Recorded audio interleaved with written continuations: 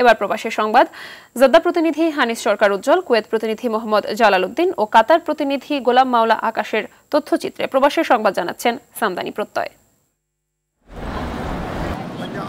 সাবেক স্বরাষ্ট্রমন্ত্রী লুৎফুজ্জামান বাবর স্ত্রী ও সন্তানদের নিয়ে দ্বিতীয়বার ওমরা পালন করার পর বিএনপির চেয়ারপারসন বেগম খালেদা জিয়া ও ভাইস চেয়ারম্যান তারেক রহমানের সুস্থতা কামনায় দোয়া করেন।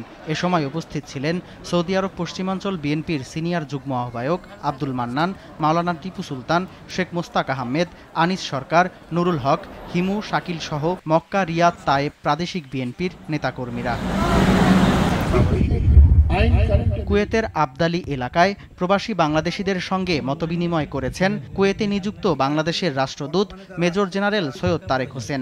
সভায় রাষ্ট্রদূত প্রবাসীদের সমস্যা, প্রত্যাশা ও দাবি দাওয়াগুলো শোনেন। এ সময় তিনি সভার আয়োজকদের প্রশংসা করে বলেন, প্রবাসীদের কল্যাণে দূতাবাস নিরলসভাবে কাজ করে যাচ্ছে।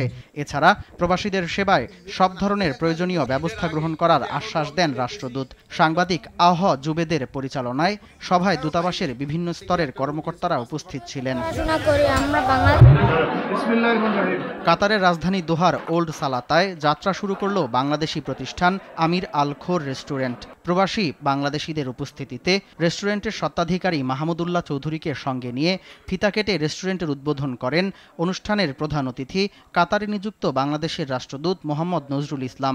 বিশেষ অতিথি ছিলেন শ্রম কাউন্সিলর মাসুদুল কবির, দূতাবাসের প্রথম সচিব ও দূতালয় প্রধান মোহাম্মদ নাসির উদ্দিন।